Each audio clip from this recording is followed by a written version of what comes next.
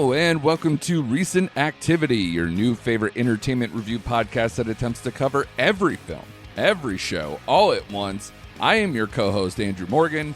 With me, as always, the new studio head for Amazon MGM, Mr. Shane Beauregard. How are you, sir? I resign. No, I'm kidding. I'm doing well. It's your goddamn Ricky Stenicki's that got the current one fired, so that's your problem, buddy. You got to take over. You got to get us back to the norm. Did you see that? I did. Okay. And she should have, to be honest with you. Yeah, I mean, I was trying to think. I didn't know when she officially started on, but yeah, the track record we've gone over of the last few years is just brutal on, especially the straight to streaming stuff, and even stuff like Red One is debatable. That was a quote. You can say quote hit, like it's borderline, like it underperformed at the box office, but I heard it was like the #1 streaming movie of the year.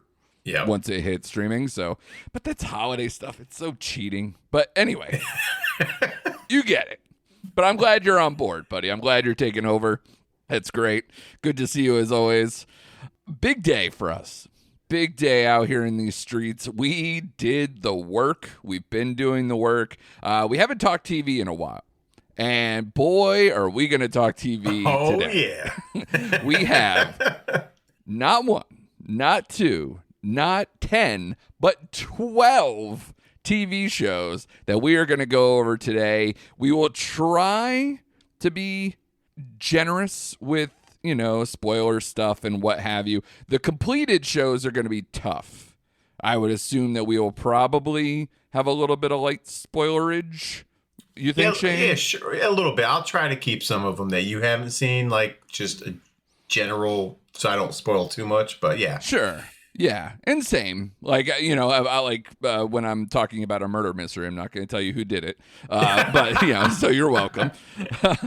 But, yeah, all other bets are kind of, I don't know. This is a toughie. I mean, because we're watching a lot of shows that we got some that are completed, some that's in progress. So I guess we're going to try to keep up and recommend or, try to steer people away as much as we can if there are shows that aren't working. But overall, Shane, I'm kind of digging, because movies have been a little disappointing. I feel like there's a general consensus as to what everybody's kind of favorites of the year movie-wise are, because there's not that many really good ones.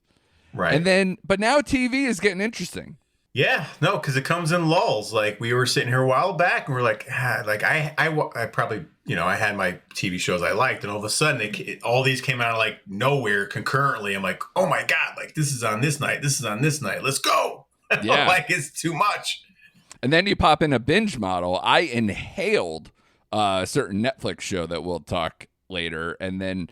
Once I'm loving, I feel like a lot of people are really getting down, especially with prestige stuff that's straight to streaming, not something that's HBO, say. But a lot of people are doing we'll give you 2 or 3 episodes to start. And I love it. Just give it to me.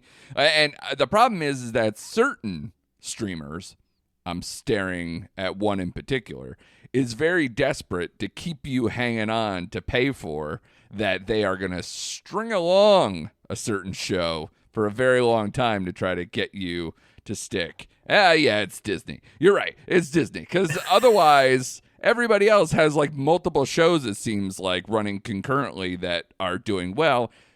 Name me another Disney show that's coming up soon after Daredevil, Shane. I don't got it. I got nothing. I got nothing.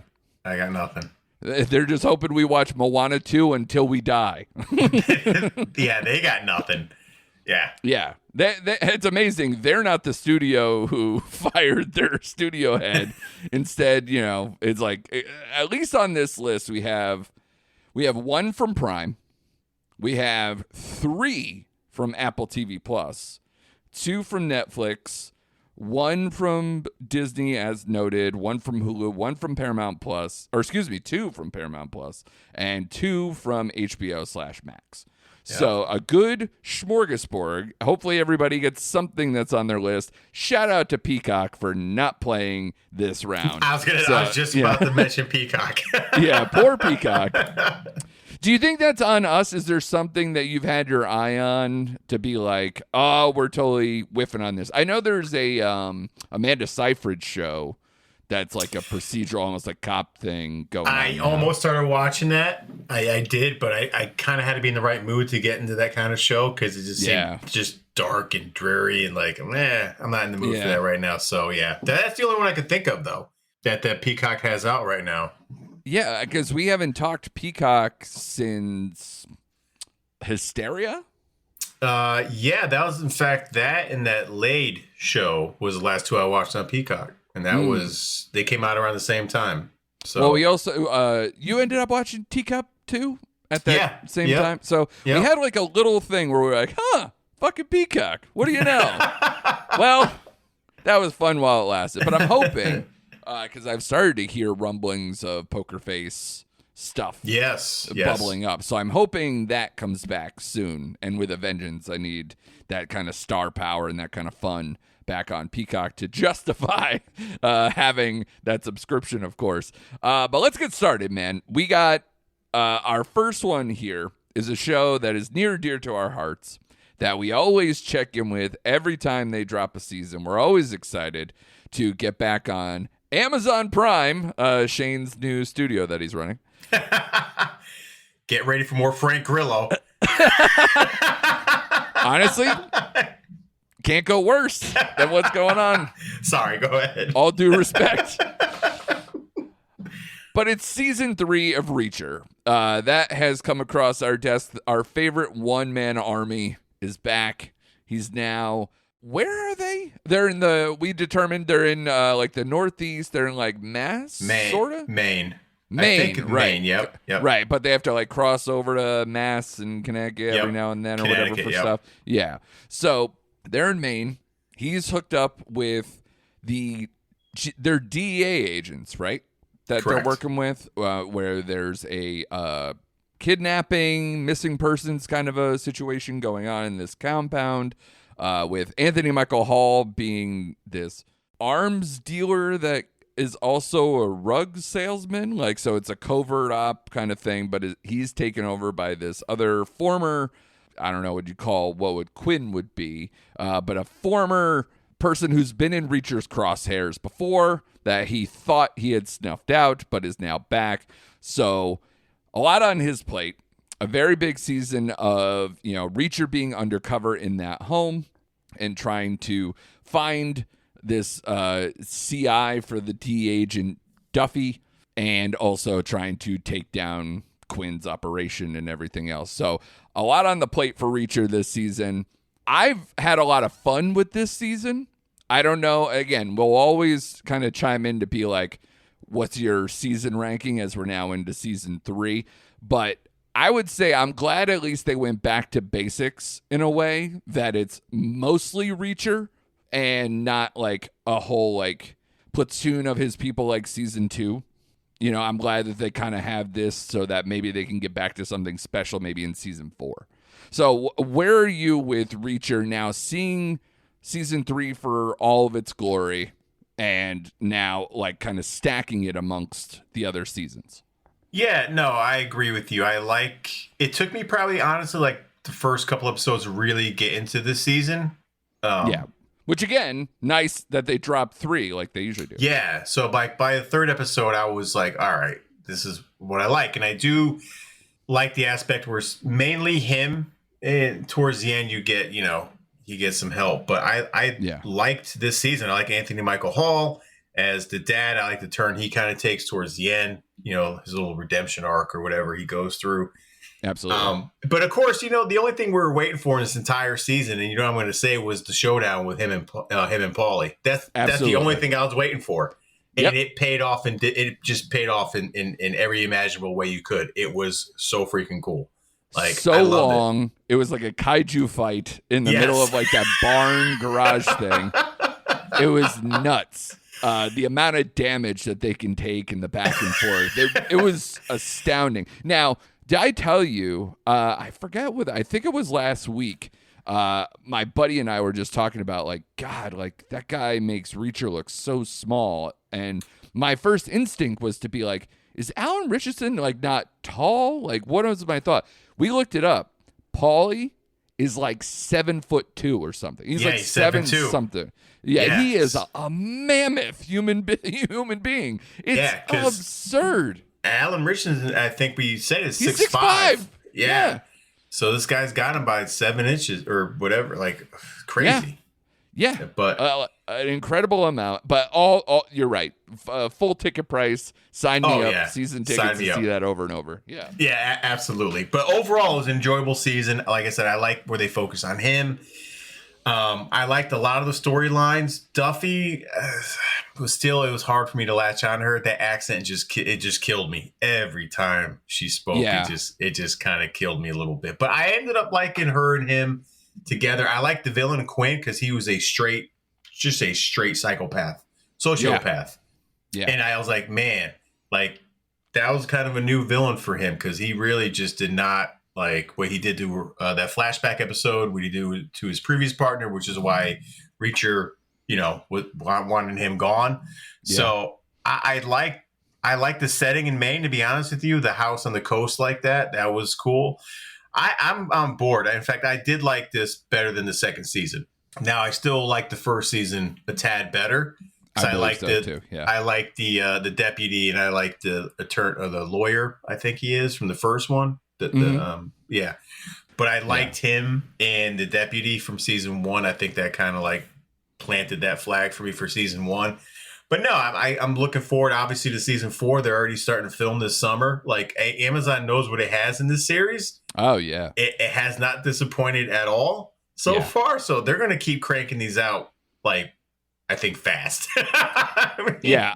I need to hear which book they're doing next because Yes. I want to see if it's starting to get a pattern. Because the end of this season, I think the end of season 2, it kind of tipped you to where this was going to be, or they had a trailer really quick or something. Yep. This one, we don't really have anything. In the end of this one, you don't see him even like hopping a bus or, know where he's going time. next or whatever. He just kind of is back to being in the shadows and just going wherever he needs to be. So I agree with everything you said. I thought the Duffy stuff actually, it like hit a high point, like somewhere in the middle. And then by the end, I just didn't care anymore again.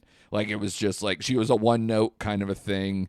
She didn't have the kind of talent level it seemed, or she didn't fit in a lot to be like a big piece. Like she just has connections because she's in the DEA. Outside of that, she's just another cog to anything else. She didn't seem like a strategic genius or anything. So she just seemed like she was motivated. And I liked, number one, to say what you said, I loved the flashback episode. I thought that was key to this season's success. I loved it. I thought it was intense all the way around. And I think it was perfect to kind of break up the season with that. Also, as far as Duffy's concerned, at least I liked when I should know this woman's the woman who went missing, the CI. It was Marissa, something, Issa. Yeah. I'm dying here. But her grandmother. Yeah, that was a great scene. I thought that was like those kind of like funny, quirky moments that you can get in a Reacher episode. So I enjoyed that. But outside of that, Duffy is forgettable. And I'm glad it's going to kind of go separate ways. But one thing I do want to ask you before we move on to the next one. We know that Neely has already shot. Just about to bring that up. And you can kind of see where, they strategically brought her in a certain way and all these things. Did you find this to be an audition for that show, even though they didn't kind of set up like maybe what that show would be? I absolutely was thinking that. I really did. I was like, this is her little to get people on board with her doing her own kind of spinoff. Yeah. And I'll say, I like her in this show. I like Neely. I like the way she was placed in the season where it wasn't like too much, Yeah. What was it, like the last 2 episodes, really? She kind of popped up a little bit before 2 or 3, that, but really something like that. Yeah. Yeah. And I kept thinking, man, is that a spinoff of just her, is that going to work? I'm still on the fence about it. Like, I like her character. I like her demeanor. I like her attitude. I like the way she plays a character. But I don't know if it's enough to carry a series off. I mean, we'll watch it, but I don't know. And is like Reacher going to be in it at any point? Are we going to get a call, or is it just going to be her doing her own detective thing? Like, I don't know.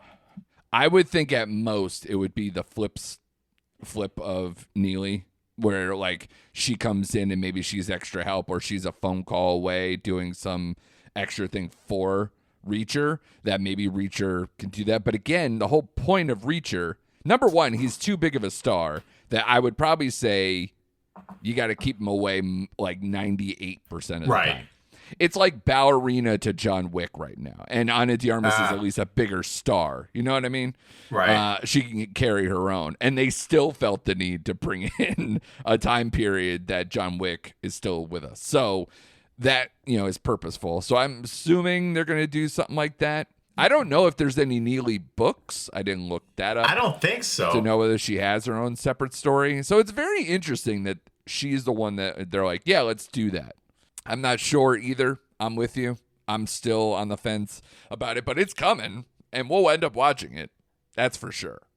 So, let's see how it goes. But as far as this audition of sorts, that like what she was in, I liked her in this season. I thought they tried to be a little more playful with her being not just kind of like female Reacher. That like they also tried to like, at moments show a little skin or be a little different, not just kind of like this stoic thing. And I did pick up on that because that was not something that she provided in seasons past. Right, correct. So I think that's really like there were certain differences in that regard. But like I said, if it's, especially if it's they already shot it. I saw like pictures online, or at least they're in production. So my guess is that they are going to play it close, and maybe 4 for Reacher goes into Neely as like a extension, or vice versa. So we'll see. Maybe they've found some cool little part in between. But again, another excellent season. Never bored. Always fun. Alan Richardson, he can do this forever. Like, I literally, absolutely. It was one of those shows I was just like, I'm sure they'll go as many as they have books. And honestly, if they went past and they had some like good handle on it, go for it. Because to me, I think it's got a better just good story per season thing, that it's kind of like Slow Horses, but even more like ground level, to where they could just bang out a book, reset, come back the next year and do it all again. And he's made for this role. Like, he reminds me, he is a throwback in the sense of this is what our 80s action stars used to look like and used to be like, as far as physicality terms, and just the one-liners he throws out are just gold in this series. So he's kind of like just a throwback to what we grew up on in the 80s and early 90s, as far as like, this is how we like our action. This is the guy we want in there. And he kills it. Yeah, and as far as Prime, what they got going on, it's like this and Fallout, and I don't know if I think Jack Ryan and stuff like Bosch's ending and things like that, or stuff that fits in this box. I heard they're going to do another Terminalist season, so they like having that kind of one-man army kind of position. So yeah, they'll keep churning this out. Next one, buddy, is all on you. I have not watched this show. It is interesting to me. I don't know why I haven't pressed play. It's probably because, again, if we're covering stuff like 12 shows on our list, clearly we've been putting the work in elsewhere. However, Severance is a big-time show for Apple TV Plus. From what I heard, like how much people have up, like the subscriptions went up during the Severance era while this season was going on. It came back after how many years? In between? It was like a 5-year stretch or something? It was at least 3, I think. Yeah, it was long. It was a long stretch. Sell me, buddy. I know the basic premise, and I love the people in it. I'm a big Adam Scott guy. And, I believe John Turturro's in that show, too, as well. And, there's a lot of good people I enjoy. Apple TV Plus, I currently have because, as we noted, we got like 3 shows we're talking about today, and I'm watching at least 2 of them. So maybe Severance will come apart. But sell me on the Severance experience, and then get into season 2 for me to be like, is it worth? Was it worth the wait for you? And is it worth me just jumping in, binging seasons 1 and 2? And is it going to persist into a season 3? That is quite the question, my friend. This is a very hard show to like just wrap your head around. And what sold me on it really was like you said, the cast. You got, Turturro, Christopher Walken's in this, Patricia Arquette. It's just a great cast. And I love the concept of having an innie and an outie. So for those who don't know, like these people have part of their brain kind of implanted. So when they go to work, it triggers their innie, what they call it. So they stay at work for 8 hours and they go home. And as soon as they hit the elevator, they're back to their outie. So they don't know what the innie or outie is doing. They don't have a connection to each other. And then some stuff starts going on at work and they start to investigate like what the purpose of this company is. Lumen. It's very mysterious, just wrapped in all kinds of stuff. It is probably the most eccentric, weirdest show I could think of in a very long time. I do love the setting of the show. I think the set pieces are great. It reminds me of like that late 70s kind of sci-fi feel of a show. It's definitely a throwback in that way. But to like describe the in and outs of the episodes, it's tough because you have to pay attention because it gets confusing. Now, as far as the second season goes, I'm starting to lose steam with this show. I'll be honest with you, because the first season's 8 episodes, and you're wrapping your head around, you're going on this journey with them, and they're discovering these things about Lumen and like trying to like, is this right? Is this wrong? Like whatever. And I was on board. And the second season started, and I just felt like they're just piling on more questions without actually getting to any answers about like, what is the purpose of Lumen? What's their goal? Like, that's still to be determined at this point. Yeah. And I feel like they have, like, this season is 10 episodes, and I really feel like it should have been 6. I just felt like they had a lot of filler episodes. That's never good. When you have that much time in between two. Yeah. Yeah. And it's like 50 minutes an episode. I'm like, you could have just combined that with this episode and been fine. Right. So I'm starting to lose a little patience with it. But again, the highlights is just how, like, the last episode, I was dying. I mean, I was dying laughing because it's just so out of the blue and it's so random. Actor Trammell Tillman plays Milchek, who takes over for Patricia Arquette, who's like the floor manager for all the innies. Yeah. And he's an interesting character because he's definitely a company man, but then he starts to kind of crack and he has sympathy for the innies, but then he always toes the company line. Well, in the last episode, like all of a sudden, because Adam Scott accomplished something at work they wanted him to do, and that's kind of like the key theme, so I don't want to spoil it for you. Sure. All of a sudden, they call in, he's like leading a marching band, like a African-American like marching band. Like a drumline thing going on? Yeah, they're doing a whole drumline routine in the office, and he's got the white gloves, and I mean, it's just so wacky, and I just started laughing hysterically. But again, I get lost in like what they were trying to do. So it's very confusing. And of course, they end the season on a total cliffhanger. So I went right to the internet. I'm like, there better be season 3, the way they ended this. And yeah, they are filming season 3.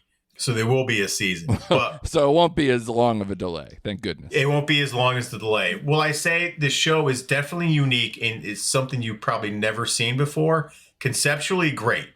Sometimes it gets lost in like the minutia of trying to be a little too out there. You know what I mean? Mm-hmm. But like the whole set design, no matter where they are, whether they're outside the building, they're on the compound, it looks fantastic. Like it's well shot. And I think Ben Stiller actually directed the majority of these episodes.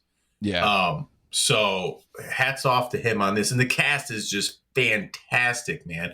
So that's why you watch the show, but I don't blame you because it's not really, to me, a bingeable show. I'm kind of glad it's one a week because you got time to digest that episode and really think the episode out.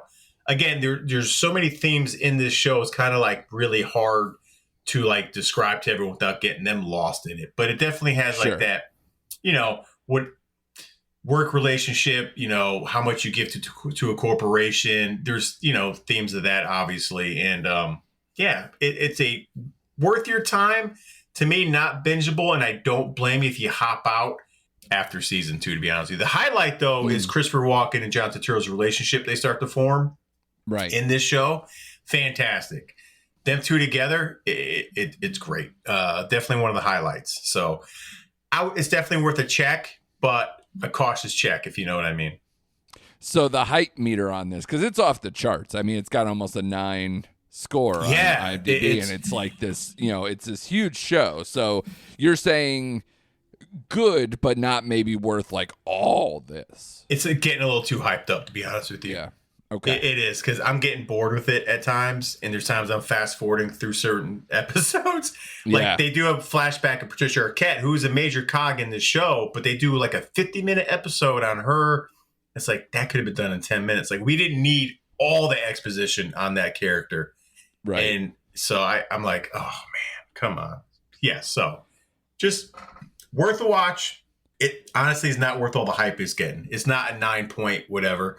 Honestly, it probably won't make my top 5 shows at the halfway point, if that gives you an indication. So yeah, sure. No, well, it's tough because like from what you're selling me, it's so hard to be like, all right, no, I'll make a meal out of it. I'll make a day of it. I'll just like bang out a season. It doesn't feel like that kind of show. But if you're saying, at least if I could get through season 1, I'm sure I can get caught up by the time there is a season 3. Yeah, because like I said, I think you will be able to binge season 1 because you're going to be caught up in the, oh my God, what's behind this door? What are they doing? How are they going to find that? And then season 2 just gives you, I don't know. I got tripped up in season 2, to be honest with you. Okay.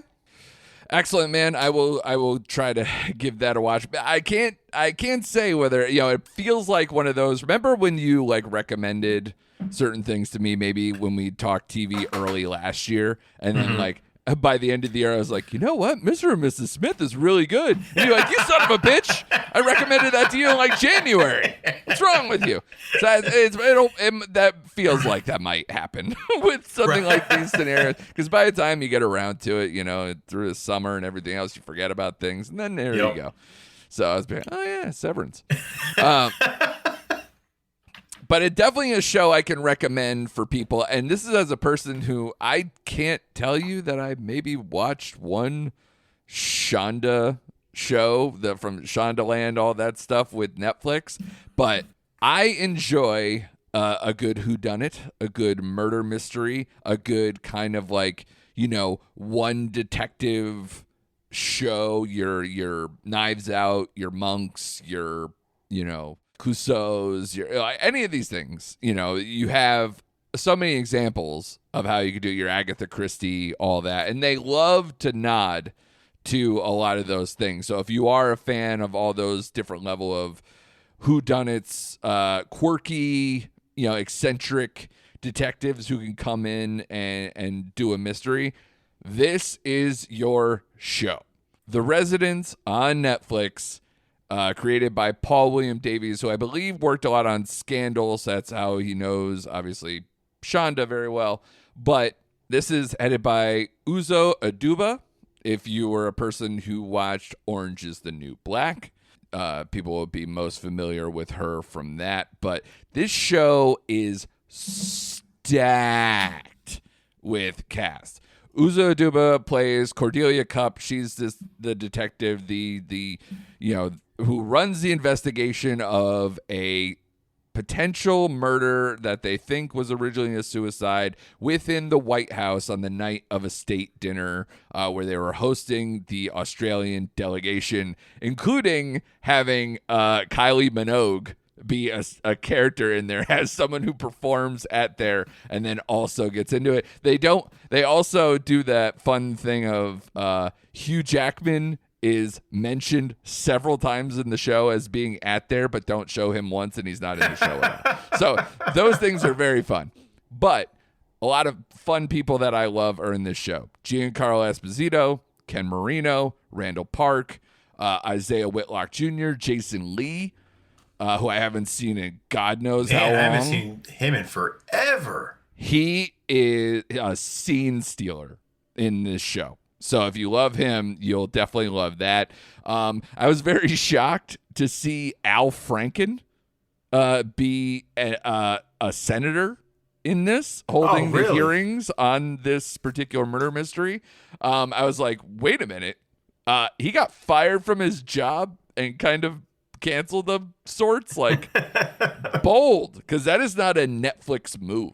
You know what I mean? Like, if there's somebody who's even remotely controversial, they kind of back away. But guess they didn't really care too much on that one. But yeah, other people, Jane Curtin, there's a million people in here. Like I mentioned, the Kylie Minogue thing. So definitely a show full of stars. And its specific quirkiness, especially the chemistry between Aduba playing Detective Cup and also Randall Park, who is kind of the FBI agent assigned to the case, but she basically doesn't want to let him in and, you know, treats him like second-rate garbage and makes him feel dumb all the time. Excellent stuff. She has a lot of like quirk stuff. She's a birder. So like she loves, like she'll be in the middle, like where, you know, the president of the United States is talking to her. She's like, hold on. And then just like looking at birds out the window to like mark off on her journals that she keeps for them. So very fun show. Only 8 episodes. Extremely bingeable. It is the quintessential Netflix.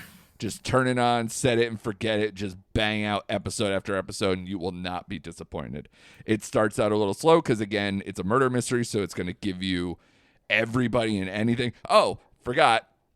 My man, Bronson Pinchot, is also in this, and he's excellent. So another guy he plays a pastry chef in this one, and it's so good. He's got the accent. He's like super tan for no reason. Very good show. I was so pleased. You know, it was one of those like you see and you go, I don't watch, you know, Shonda stuff. I don't care. You know, I'm not a Bridgerton person. I didn't watch Scandal. I didn't watch any. It's like I don't care. I didn't watch Grey's. I don't care. It might be too fluffy.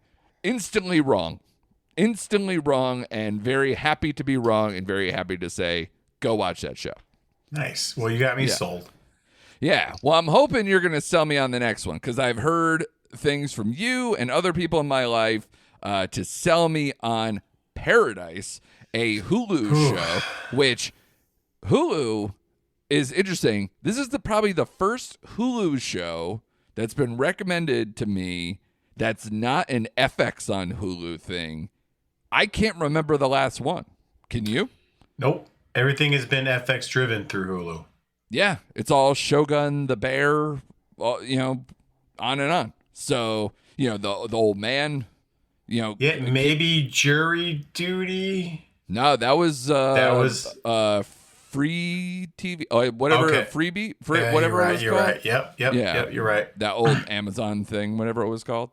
But yeah, no, I can't remember the last time a Hulu specific show that I watched.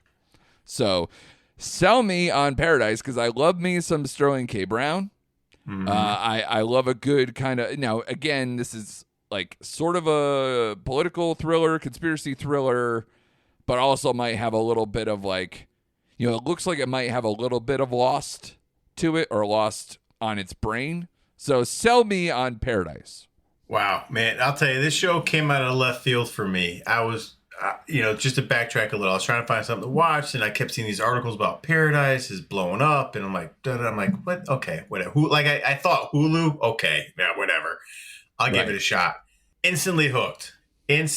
Now, this is a show, people, that I really can't give too much away because it will spoil.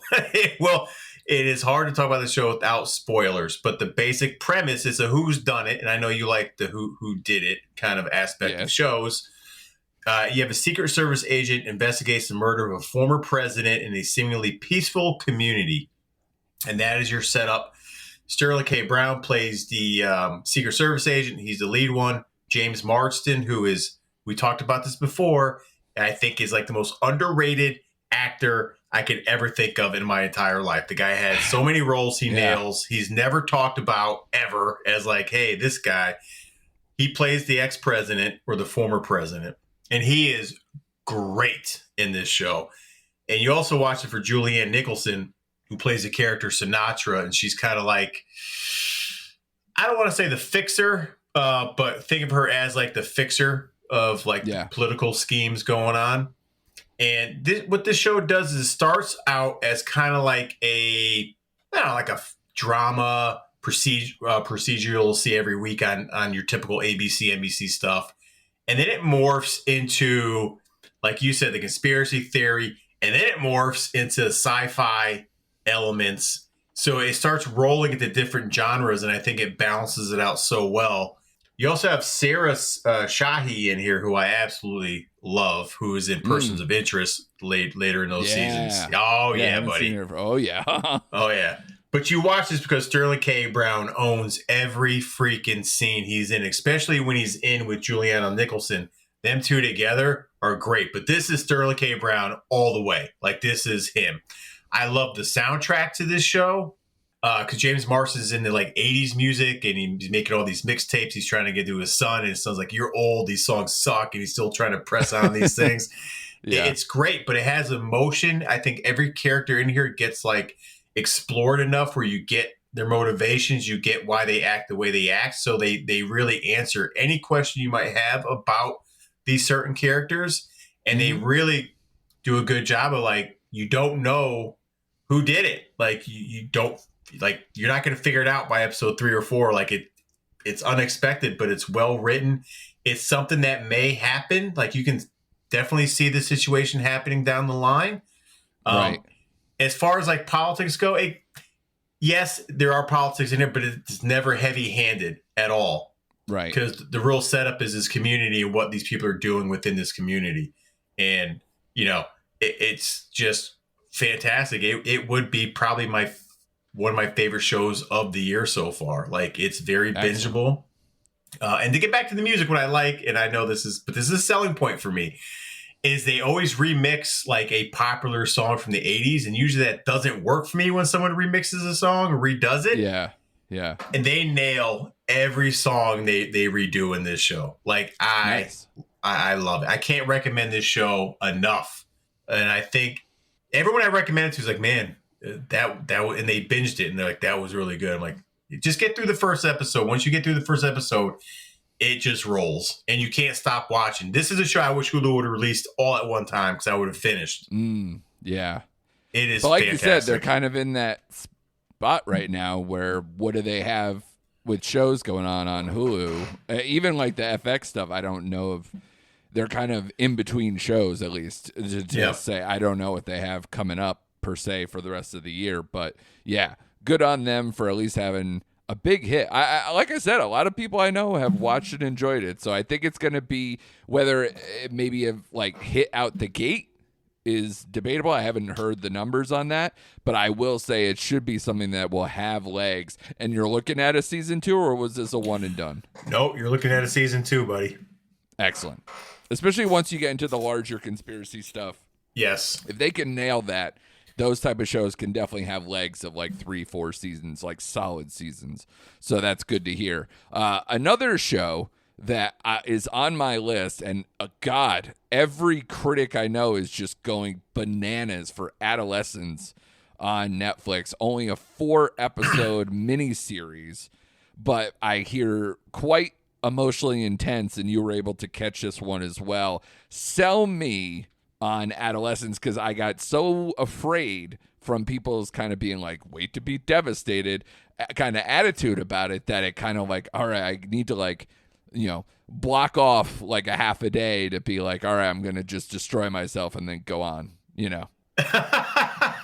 Yeah, this show it does get emotional at times. It's very impactful that way. So for those who don't know, this show, though not a true story in itself, is based on 2 actual events.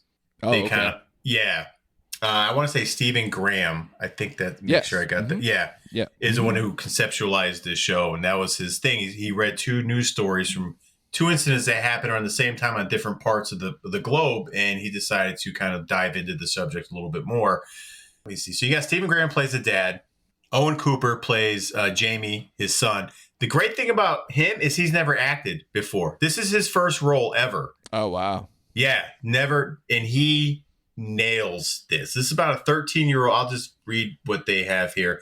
When a 13-year-old is accused of murder of a classmate, his family therapist and the detective in charge are left asking what really happened. So what they kind of break down in this is not one of those shows that's going to like show you a bunch of violence. It's not going to get into that. But what it does, it dives into several aspects of how this could have happened and like who is to blame for this. Is it the parents? Is it the school system? Is it social media? So they actually explore like all those little aspects of like what can cause this to happen. And like the first episode is like the arrest. It's the family element. It's what the parents are going through. Second episode is kind of more or less the same. The detective trying to get to the root of it. Then the third episode is like really impactful, and that one is like holy crap. It's the whole episode is him and his therapist 1-on-1 in the room. That is the entire episode for 50 minutes, and it blew the acting between the two just blew my mind. And then like the Stephen fourth Graham is really getting hyped out of this. Yeah, and the fourth episode, I don't know how I feel about it. It was great, but again, I kept thinking, well, they were not really shining the light on exactly. I don't want to spoil it, but it deals more like with the foliage of what happened with the parents and how they have to deal with the aftermath of having a kid accused of such a crime. Like, because he has an older sister, his dad's like a 9-to-5er, a real blue collar kind of guy, and the troubles that this causes him and his family. And it kind of hits home. That last episode will just kind of tear you up because, listen, I have an 11-year-old, right?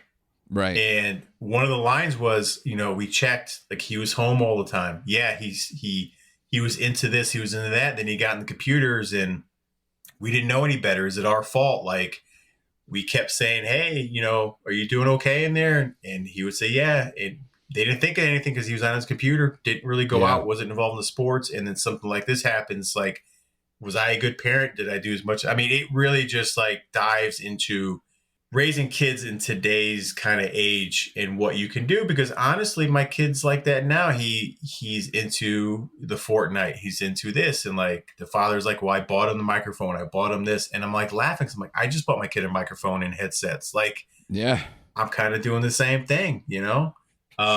It is impactful. And some people may say this is kind of like a one-trick pony, but the way they shot this was it's all one shot. Like every episode is one shot. It's not multiple shots.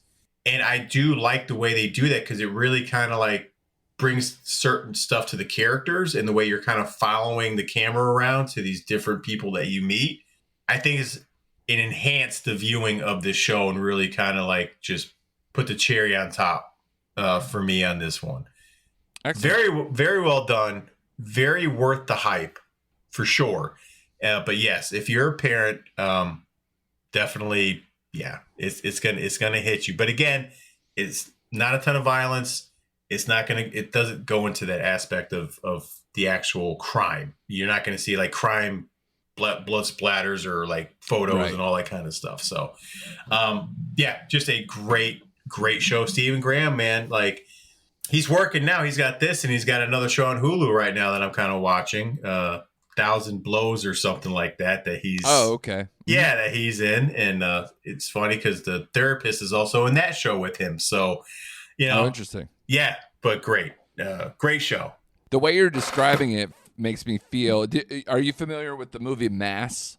It was with Ann Dowd. It came out during like pandemic period too. I believe it was a Sundance movie. Okay, it's essentially, again, it's like the parents of a mass shooter and the victims' parents of the mass shooting get together years after it happens to just kind of like try to get closure and talk it through and all that stuff, and that devastation of like, you should have known from this and all these like blame, of you should have caught on to this type of activity that he was doing, or he was depressed, or he was this, or he was that. Like, it's all your fault and all this. And they go back and forth, and it really kind of, tugged at all the threads of like what could lead to a violent crime in a young child. And yeah, I feel like this has a little bit of that, but you obviously get to see the kid involved too. Yes. Yeah, you do. It is a little bit like that. What I like about this scenario, because I was also thinking about like, what about Kevin? that movie. Sure. But at Yeah. least in that movie, you knew the kid, like as a parent, you saw the signs. Like the signs Right. were there, and you just decided to enable that and turn a blind eye to what your kid was doing. But in this one, truly, it's like any other 12-year-old boy today. Like didn't have, no signs of depression, no signs of that. I mean, it just was just, it gets to you, man. It's going to get to you. So yeah, you might want to be in the right head spot before you go dive into this show. Yeah. And for all the accolades that are going around, Owen Cooper, like you mentioned, his first role there, he already has been cast as the younger version of Jacob Elordi's character in the upcoming Wuthering Heights. So people really, like, they immediately plucked this kid from, like, obscurity to now going to be in multiple big-time productions. So that is, that's the dream. That's good. Well, good on him. That's great. Let's hope he doesn't turn into Edward Furlong if that's the case. Yeah. Hey, listen, I watched Detroit Rock City. But again, I love that movie. I watched Pecker. We were all there for that moment, okay? It wasn't that bad. It wasn't as long as we hoped. And then The Crow 5 happened and whatever else he was in, Yeah. I don't think I took that ride, but good on you for legging that one out. That's great. But moving on, so I'm really piling on you. I swear I will talk on shows that I did watch and enjoy, but we're trying to get through the ones that the seasons are already done. And this is the last one we have of that one, School Spirits on Paramount Plus. This just had their second season end. This starts Peyton List. I am just starting to get into a little bit more Paramount Plus, especially because we will be talking about another Paramount Plus show later. Sell me on this one, because I don't know much more around Peyton List, who I really go back and forth between, is she awful or is she actually good? And I go back and forth, and I have examples of both where I go, I don't know what to get from Peyton List. She's definitely one of those in-betweeny actresses. Like, yeah, she's not particularly bad, but she's not particularly really good. Right. But with this show, I won't I'll just sum it up. It's, it's another Who Did It. She plays a high school. Maddie's her name. She's stuck in the afterlife, investigating her own disappearance, and goes on a crime-solving mission as she adjusts to high school purgatory. So, she gets obviously killed at the beginning of the episode. She's now trapped in school because that's where she got killed, and she's with a bunch of other people who died within that school. And she's trying to investigate, like, who killed her and why they killed her. The first season is so addictive. It's a great Who Did It. You get, like, different ghosts from different eras in that high school, and they're kind of led by this one guy who's been there since, like, the 60s, and they have, like, group sessions, and they try to talk it out and try to adjust to, like, being trapped in this school the entire time. They can't leave. And the interaction with her friends trying to figure out, like, what happened to her. So it's just a great kind of, like, cheesy... If you're a fan, it's different than Cobra Kai, but it's almost the same in the sense that it's not great, but it's good. It's bingeable, and it's kind of addicting. It's like Cheese Whiz Light. You know what I mean? It's yeah. But she carries it off, and I've never seen any of these actors or actresses who plays their friends or the other ghosts in this show. But again, the soundtrack is awesome. They actually do give a lot of attention to some of the secondary characters in here. So you get, like, their backgrounds, what happened to them, why are they in this spot, why they are the way they are. And it's just a great murder. The first season is a great murder mystery. Leaves you hanging, and the second season kind of does a good job of picking up right where we're left off. And I do like the second season a lot. Not as great as the first season, but I think I told you off the mic, I think there is going to be a third season, but with this kind of show and this concept, I think that's about all you can get gas mileage out of a show like this. Right. To me, it can't stretch past the third season, because then you're just going to retread a lot of water, which they kind of started doing at the end of the second season. But all the performances are great. I really just had a good time. It's addictive. I don't know how else to put it. It's just a great little addictive show. If it's like you're trying to find something to watch on the weekend and it's one of those shows. It's raining out. I got nothing to do. I'm going to pop this on. And next thing you know, you'll be 5 episodes in. I guarantee you're like, holy crap. Like, this is actually really good.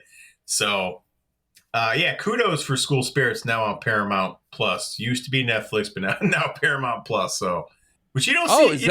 Yeah, the first season. I thought it was the reverse was happening. No, first season was Netflix, and then this is the first I've ever heard that happening, where another streamer picked up a Netflix show and now called it. Now they're calling it, the Paramount Plus original. So I was like, no, not really. It is a Netflix original to begin with. Yeah, because obviously Netflix has multiple examples, like Girls Five Eva and You, and there's a bunch that they've kind of like taken from other people to be like, all right, well, if you're not going to keep this going, we'll do it. Yeah. Or in You, I believe they just paid straight out to Lifetime. Yeah, and I think the first season's like 6 episodes. They're shorter seasons, like 6 episodes and 8 episodes. So hour long or half hour? Like 45, 50 minute-ish, kind of in that range. So they go quick, though. I'll be honest, they go quick. Yeah. It feels like how I got into like Hysteria a little bit, where it's like that. And again, I don't see it being that kind of. Is it fun at all? Or is it just kind of like, yeah. It has its emotional moments, especially like with Maddie's mom and like what she goes through, because she's like a recovering alcoholic, and this kind of like sets her down a path again. What's up with Peyton List and having alcoholic parents? I know, right? But no, they do a lot of like little side storylines that you get into. So it's not just her. It's not dark. It's not depressing. It's like kind of more lighthearted murder mystery with some heavy moments, but as well, it is funny. Especially like one of the ghosts is like a dead jock from the 1980s, and he's like has his like old school gym suit on. I mean, it's just it's hysterical. It's good. Yeah, that's catnip for you. Yeah, it really is. Well, excellent, man. I'm into it. That sounds like something nice and breezy. Yes. To kind of like, if you're done watching The Residents and you want something adjacent and Netflixy, you can kind of skip right over. Now, do you have to go through the issues of watching season 1 on Netflix and then popping over to Paramount for season 2? Nope. Season 1 and 2 are both on Paramount. Excellent. Good people. I hate it when they get broken up and I have to play games or whatever. So that always is a pain. So I'm glad that's the thing. Let's get into some shows that kind of just came across, maybe a few episodes in, or even in certain ones just having their premiere in the past week. I want to start with Dope Thief, man. This is a show that you have not yet gotten correct? Correct, not yet. Apple TV Plus, again, incredible show. It's so intense. It's I'll give you the basics on it. My man, Brian Tyree Henry, is absolutely incredible. This is based on the book by Dennis Tafoya, created by Peter Craig. Now, you're looking at it's Brian Tyree Henry playing Ray Driscoll alongside Wagner Moura playing Manny, his kind of like longtime friend and now turned into kind of low-level crooks trying to do a side hustle as faking that they're DEA agents and posing as that, breaking into drug dealers' homes and basically taking their stash, their guns, their money, and everything else as evidence, and then just taking off. That's like their little side hustle. They'll just like rob these low-level drug dealers, mostly kids, to just, get their rent paid and try to do this as a side hustle. Because I think they both have some low-level criminal past. Brian Tyree Henry's character, his father, played by Ving Rhames. Oh, yeah, love him. He's in prison at the moment and was kind of like an absentee father. Great cast. At least the pilot, if not multiple episodes, and I think he's also a producer on the show, Ridley Scott. Really? What? Yeah, the Ridley Scott directed the first 1 or 2 episodes of this show and is a producer on the show. This is so cool because essentially, like, it's already so meaty to be like low-level crooks trying to run a side hustle, and then they just go to the wrong house. And now big-time crooks are trying to eat the little fish, and it's a on-the-run, backstory with, undercover DEA stuff and everything else. It's so meaty, and it's got so much, and it's so anxious and so, like, just high energy, especially those first couple episodes, because it's like once that, house gone wrong happens, it's up in flames. The whole show just is like, oh, everybody's burned. Everybody's, who's even remotely attached to them is in the crosshairs by this larger drug enforcer, basically it went from like they're in Philadelphia, but now they're caught up with almost like the entire state or like the East Coast run of certain drugs. Oh. So, yeah. So, it's incredible. It's really well produced. I am having a blast with it. And Brian Tyree Henry, I've never seen him this good. And he is the focal point of a lot of it because he's the one trying to keep spinning all the plates, talking to lawyers, getting people back on board when they might want to, fly the coop and leave them behind or any of these things. He is the engine that drives this show, and it's so darn good. I think they released 2 to start. I think they're through 4, and I think it's every Friday. So I think this Friday you'll have episode 5. So yeah, definitely. And again, a show called Dope Thief. I get it. It is addictive. If you start and you can watch multiple episodes, you will. You will not just watch that first episode and go, oh, that was lovely, I'll go to bed. Good luck. Good luck. It is not that kind of show. So, yeah, excellent. Right. And to keep the Apple TV Plus train going, The Studio came out this week. This is Seth Rogen's new show that is... He plays a character that, he's kind of been this longtime producer executive who's kind of been working for the same studio for a couple decades, I believe he mentioned, something like that. And he finally gets his shot to be the head of the studio of, I believe it's called Continental. Yep. Yeah.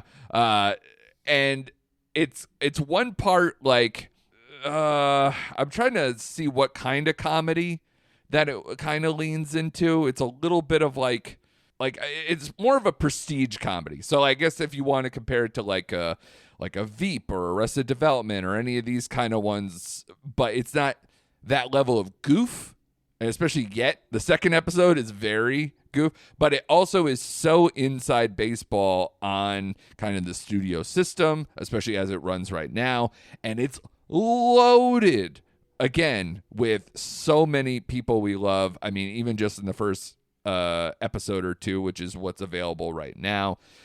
As mentioned, Seth Rogen is at the top. Ike Barinholtz plays kind of like his next in line that he thought he might have actually gotten the job. That's a funny little part in there. Catherine Hahn, Catherine O'Hara. They bring in actual real life actors playing themselves, real life directors playing themselves. They have Martin Scorsese, Sarah Polley, Steve Buscemi, just a bunch. Nick Stoller, Buscemi, yeah. Nick Stoller. It's a who's who. It's so deep, and I know it just is going to keep going. Like Greta Lee's and it's so many. It's an excellent show. It's so biting. It's so nervous, anxious. Like this guy's just a constant like fuck up, step in a bucket, step on a rake kind of a guy that you see him on film sets now or in meetings, pitch meetings, or with agents and this, that, and he's just such a, at his heart, he's like, I love movies. He's so like pure with all that, but then also will switch on a dime and is so just doesn't have the confidence, doesn't have that kind of like kill mentality of an executive on that level. And so it's fun to see it go back and forth. There's 2 episodes right now. First episode is excellent because him trying to maneuver his way in and out of making a Kool-Aid Man movie to get the job is hilarious. So check out that. It's on Apple TV Plus. Probably, and again, another show that's getting high praise left and right. So we'll see. I don't know how many episodes they're doing. I think it's probably because it is that kind of thing. It's probably an 8 to 10er, but I would say, and again, the second episode I said to you, because you said you hadn't watched it yet, it's like 25 minutes long. So like I don't even know the length that these are going to vary, but I'm sure if you waited to the end and just binged the hell of it, I'm sure it would be a very rewarding binge. Yeah, I was sold on the first episode. Like I was sold on the concept. To me, this is a very smart comedy. Like it's just smartly written. Totally. I like inside baseball like this. I like the actors and all that kind of stuff. So I like Bryan Cranston as the CEO or as the head of the Continental movie studio. The one that told me he had to make Kool-Aid. I just thought that was hysterical. And I just love how Rogen's character, like you said, is like he wants to make movies. He wants to make art. And Bryan Cranston's like, no, we don't make art. You know what I mean? We make movies. Yeah, we make movies. We don't make films. We make movies. Right. Yeah. And that's what studios do today. They make movies. I thought the whole Scorsese thing had me just laughing when he made him cry. So good. He's like crying. Yeah. And Charlize and then has to talk to Steve Buscemi afterwards. Yeah. And Charlize Theron's like, she's there. It's just everything was great about this episode. I loved it. Yeah. It's one of those shows, like you said, that I'm going to breeze right through once they're all on. I like Seth Rogen in general, and I think he writes very smart material. Yeah, him and Adam Goldberg, like they've been just doing it forever. They're longtime friends, and since Superbad, they've hit the ground running. Yeah, so this is right up my alley, your alley. It should be everyone's alley. And Apple Plus right now has got something going on between the end of Severance and the Dope Thief and now the studio. So they're kind of rolling right now. And Your Friends and Neighbors is a new show that's coming out with John Hamm that has people really buzzing. Like they think that this is going to be the one that like really catches everybody's attention. So they kind of got all at the same time. Right. They kind of got the Amazon problem though. They suck at movies, but they put out some good shows. How dare you? I like Napoleon, damn it. I'm talking more like the Instigators, buddy. I know. They're on a bad streak. Between like last year, it was Argyle, Wolves, and the Instigators. That's a bad trio. That's a real bad trio, and a very expensive trio. That's why they're like, I have no idea what to do with movies anymore. You do like a Killers of the Flower Moon, and you spend all this money, and you think you're going to get the accolades there, but instead you literally got the most accolades from buying a cheap Sundance movie with Coda and it wins Best Picture. So. And even then, that didn't like drive, their subscriptions. They still have a very low subscriber base, comparatively speaking, to everybody else. So it's an interesting thing. I'm hoping, again, to piggyback off the Severance explosion, that really got them to drive a little bit of subscriber base and revenue for that. So hopefully now more people can see some of these smaller shows that maybe don't have as big a names or maybe as a particular concept-driven thing like Severance to catch people's attention. So, but definitely check out Dope Thief and check out The Studio. Both really good shows. Moving on to another Paramount Plus, your boy, Tom Hardy, is doing a show. Like we said, I forgot, I think we said it at the end of one of our episodes. This man, within weeks of each other, is going to be doing Mobland here, which we're going to talk about now. Is this created by Guy Ritchie or did he just direct the pilot? I want to say it's created by Guy Ritchie. Yeah, I didn't actually look into it because it basically was like, oh, right, Mobland. And then I just put it on. So I noticed Guy Ritchie directed the pilot, but this stars Tom Hardy, has a few other kind of like choice character actors and things like that, like Patty Considine's in this and, like a few other people that you would know.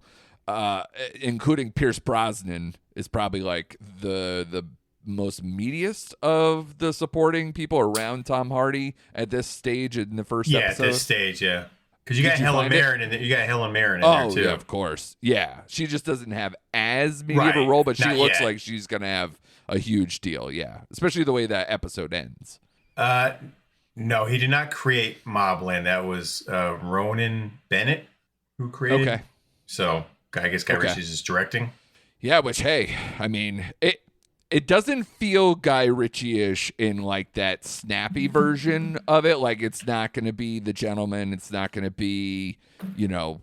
Snatch or anything like that. Exactly, right. However, it is, a violent crime family type show that also has, you better put your subtitles on, because I was constantly going, what?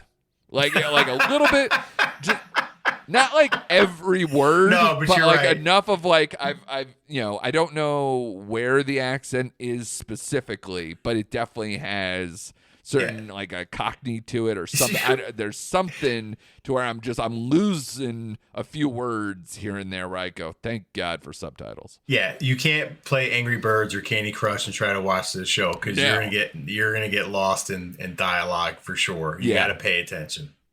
And it's a meaty premiere that we watched here. Like, there's a lot of like, it's multiple crime families, a lot of characters. Tom Hardy's kind of like the fixer. String in between, the fixer, the enforcer, whatever you want to call it, for this particular family. And then there's the larger family aspect of things, which is how it all kind of ends, even separate from Tom Hardy. So while he is a focal point, he is not the purpose of the show. So it seems to be a lot going on. And that's the only thing where I just felt like it was almost dizzying with how many people and how many things you have to kind of keep track of in the premiere.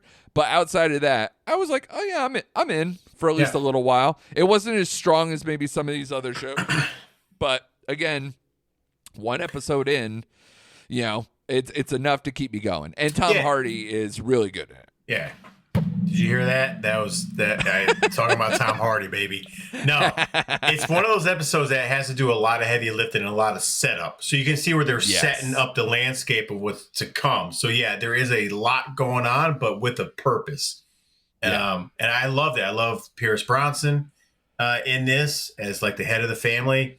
And Tom Hardy, like, yes, I'm a little biased, but like, he owns every scene. Like, he commands every scene he's in, man. Like, when he gets that tape from the guys, like, no, you're going to give me what I want. Like, it's just like, oh, man. Like, he's got that calm, but the intensity. Like, he's done this role. You know it. Yes. And, like, even the conversation he had with his wife when his wife was trying to get him to go to therapy, and he's kidding about it. He's like, yeah, sign me up. Yeah, I love that scene. It's like, but like you said, there's a lot in here, but it'll start getting fleshed out. So, and like the Guy Ritchie aspect, I thought about that too. This is not, like you said, The Gentleman-esque. It's more like how he directed The Covenant. It's more one of his straightforward, no, flashy, Guy Ritchie stuff. It's a straightforward, show. So I'm in. Yeah, the only thing I can say is that because there is so many characters, I feel like there's not a lot of people who pop yet. Yeah. As far as like people, I'm like, if you ask me today, like before the second episode drops, like, who am I like looking for? Who am I trying to align with?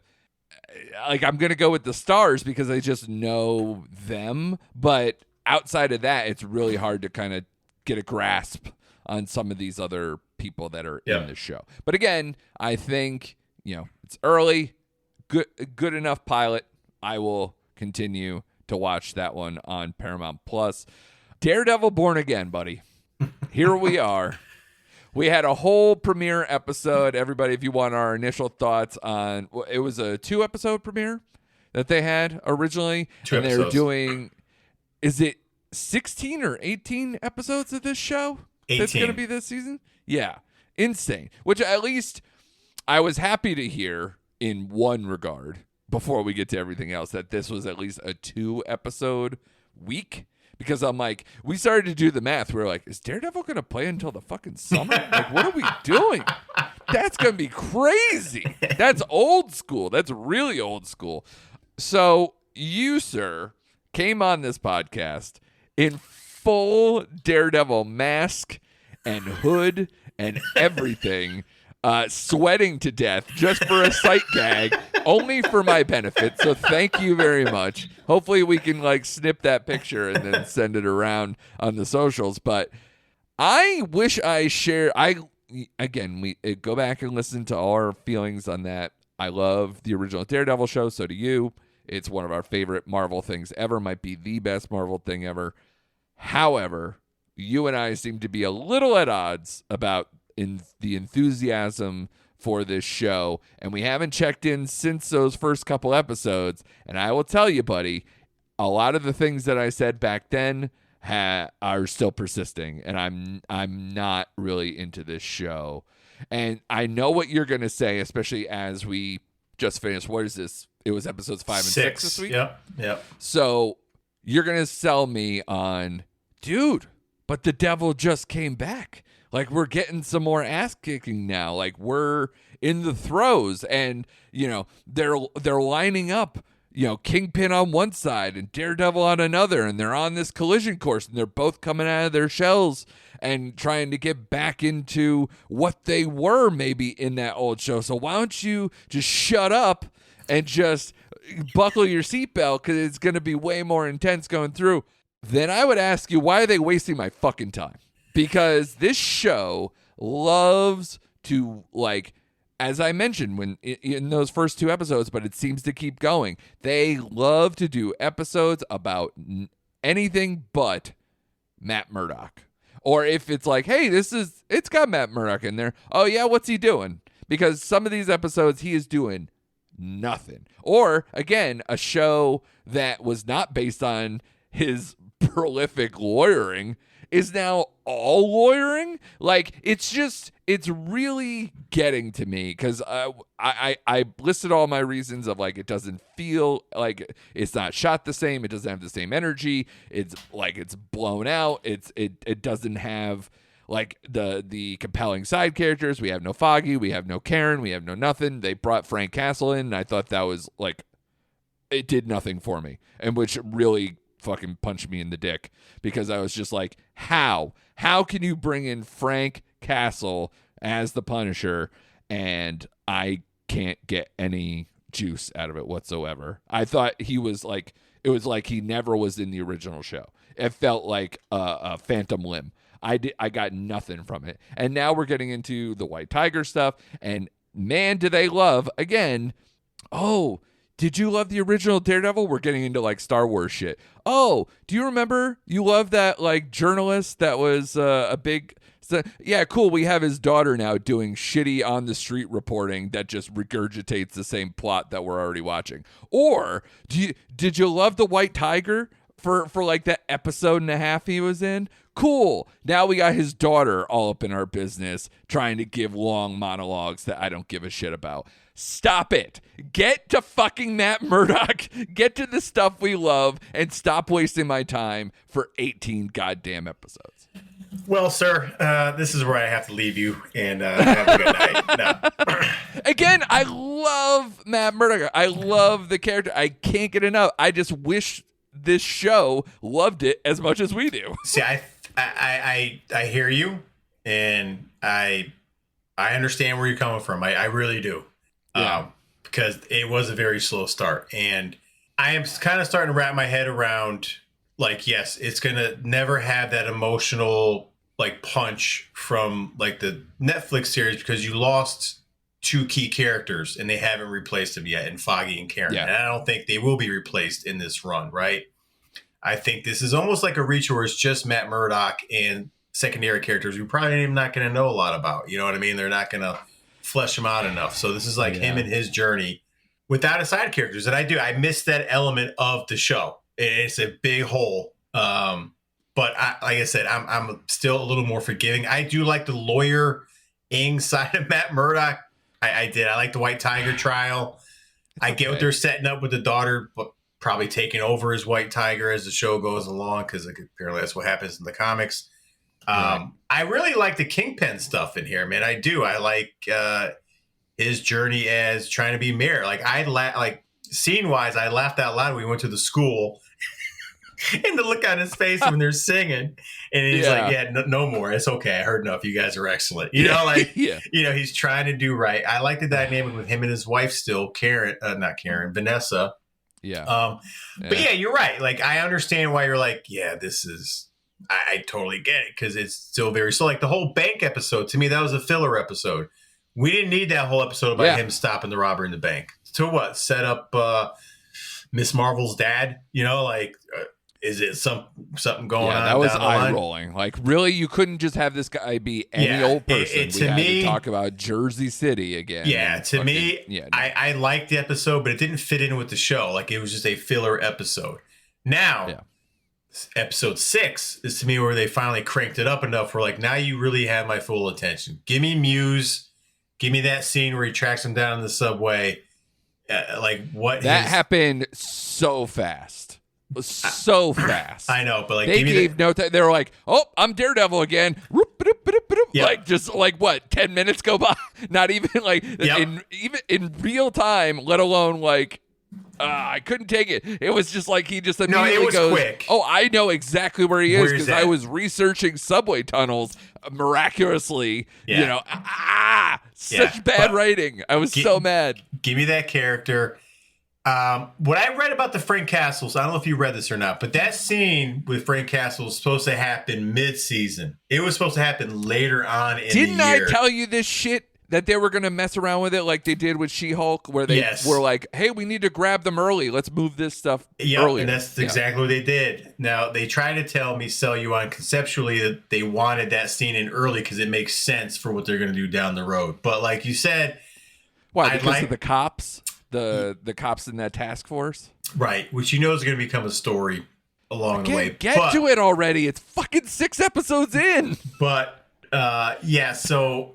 That scene I like, but you're right. It's like it probably would make sense later on in the season if you're going to get more Frank Castle, which we know we are. Let's just get to it at this point. You know what I mean? There's still a lot of elements missing. This show is bloated. It is bloated right now. It is, but for me, I like some of the slower episodes. I do. I guess I'm just a lot more patient than you are right now when it's coming to this show. Like, no, truth be told, it's like you said at the top. It's like, all right, give me what they're setting up. Give me, like, now he's in the suit. Now he's back.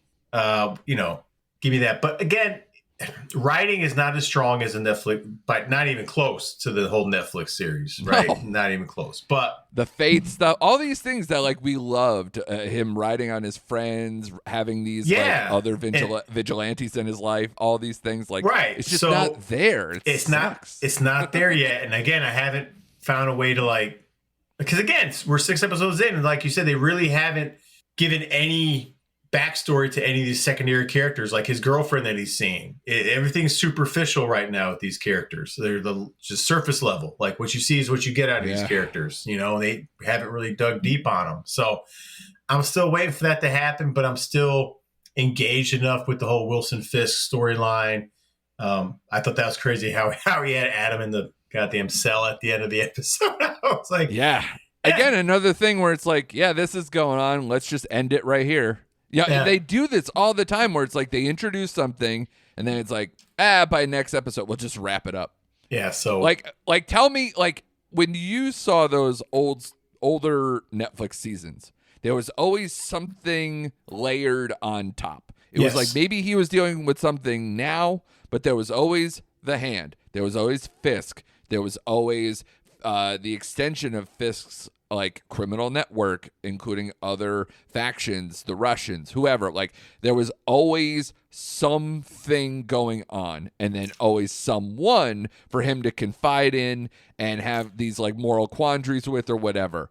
That is not a part of this show, and it's a vacuum of just energy and contemplation that I miss. Because not only that, you had Father, I forget his name, but the father that he always confided in seasons 1, 2, and part of 3. But like, we're missing that. We're missing even 3. The nun is a huge part of like his story arc. Yeah, right. So again, we're still missing that aspect of this show, and I don't know if we'll get it back, but like I said, I'm still engaged. I'm still enjoying it. Episode 6 definitely perked me up. As far as like the action stuff goes. So we'll see. All right, man. Well, I'm glad somebody's having a good time. Title of your sex tape. But let's go to last 2 here, buddy. do the HBO double for me, because I know you're a longtime Gemstones fan, and you've also watched a lot of White Lotus, and now have just started this new season. So give me the update on those before we get on out of here. Yeah, sure. Let's go White Lotus first. I only got to see the premiere episode. With White Lotus, you get to change of locations every year. It's kind of like an anthology series, with the White Lotus Resort being the key focal point in all these 3 stories. I thought the first season was great. Second season was fun, not as good as the first. I will say, so far, after watching the first episode of this, I don't know. I don't like any of the characters right now. Walton Goggins is in this season. I was about to say, yeah, him and Parker Posey seem to be the standouts from the season. Yeah, we get a little of that, but as far as... And Schwarzenegger's kid, right? Too? Yep, Patrick? Yep. So, I don't know how long I'm going to... I don't like to bail on a show after one episode, but I'm just not feeling in my gut the vibes from this season so far. I hear it's a slow burn, but there are some big key things that seem to have the people buzzing. So. Right. So that's why I'm going to kind of ride this out a little bit. But if I'm not hooked on a character by the second or third episode, I might pull the plug. Because like you said, I have to care about somebody in this cast. They all can't be douchebags, or I'm not going to care. Right. So far, tough sledding. I don't like any of the characters at all. And I'm like, all right, so why am I going to watch this now? So yeah, we'll see. It's kind of a pause. We'll see kind of moment right now. But like you said, I did hear from people, oh my God, it gets crazy. This episode is bananas and it's nuts. And I'm like, am I going to have to watch 5 episodes to get there? I don't know. Aren't these generally slow burns? Yeah, but yes, but at least with the first episode, there's characters you gravitate to right away. Like Steve Zahn. Right. Oh man, I'm on his ride right now. There's something in those characters you get latched onto. This one, nothing right now. Gotcha. All right. But you're a longtime fan of the Gemstones, and you get a double dose of Goggins, which is at least probably a great Sunday night for you. So how are the Gemstones doing? This is the final season, right? What are your expectations for it? I mean, it's obviously just more of a comedy, but there is a family element and everything else. So what are your hopes, and what are you seeing so far? I love this season so far. It is back on track. I love the Gemstones. If you've ever watched it, the first 2 seasons are great. The end of the third season just got really weird and just wacky, even for the Gemstones. This one, I feel, is almost like ignoring what happened with part of season 3, is kind of getting back on track to what made this show great, what made this show funny. So you get John Goodman trying to step away, and it's like a battle of who's going to take kind of his place in this just brother, sister dynamic. You get introduced Stiflers in this season, so you get a little new addition. Yeah, you get a little new addition there. And it's just, in Walton Goggins, you're going to get a lot of Walton Goggins in here. You're going to see a lot of Walton Goggins in here. If you know what I mean. Oh, boy. All right. The opening, I just watched the newest episode. The opening scene is him water skiing naked, and I'm talking dong flying everywhere. Oh, my God. Oh, yeah. He's on one leg. You see the ball sack from behind, and it's bananas. Oh, dude, it's bananas. Baby Billy is naked throughout this entire run. Wow. But the casting is great. It's a messed up family, but at their heart, they believe they're trying to do the right thing, which what makes them kind of lovable within themselves. And just the acting is great. And Danny McBride, if you're a fan of Danny McBride, this is the show you have to watch, man. It is just insane. Yeah. It does kind of poke fun, obviously, at religion, but it doesn't make religion the punch joke of the punchline to their jokes, if that makes sense. It's it's just there, and it's just what the family has to do, what they believe they have to do to keep themselves going and to stay on top. And they're just kind of oblivious to how they act and what they do. They're kind of hypocritical without knowing they're hypocritical.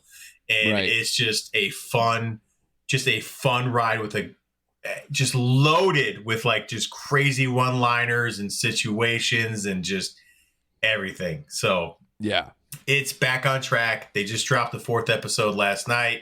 I want to say there's only gonna be 6. I think they said there's 6, maybe 8 episodes. So we're already at the halfway point, and it's 35 minutes per episode. It's one of those shows You can get right through it. Very bingeable, man. So good on the Gemstones, man. Excellent. Glad to hear it. Glad to end on a good, solid note. A lot of praise here. Yeah. Not a lot of, it's a lot of recommendations. So 12 shows either just ended or currently running. So like you said, full front right now with a bunch of excellent, and I didn't mean that in a Goggins way. Full front, it's meaning like there's a barrage of good programming out there. So, get those subscription dollars out. Get, subscribe to all of them at once. Go broke. Who cares? The world's ending. Go out and watch these shows. It's an excellent rundown. Excellent job by you putting in all the work there as well. Hopefully we can get back to movies next week. We did check out Death of a Unicorn, and we want to add on some things. A Working Man, I know, is, Shane is desperate to get to his man, Jason Statham. To have Hardy in operating both Havoc and Mobland, and you get Jason Statham, this is a heck of a good time for you. It's a great time. I'm telling you, it's a hard time keeping my pants on. Exactly. I have a few other movies that I might check out this weekend, including Hell of a Summer. I want to see that as well. Dark comedy, slasher, horror film from Finn Wolfhard, Stranger Things. So we will definitely be back next week with a bunch of more movies. Be sure to check us out on the socials. Be sure to subscribe so you don't miss an episode. And be sure to come back next week for more recent activity.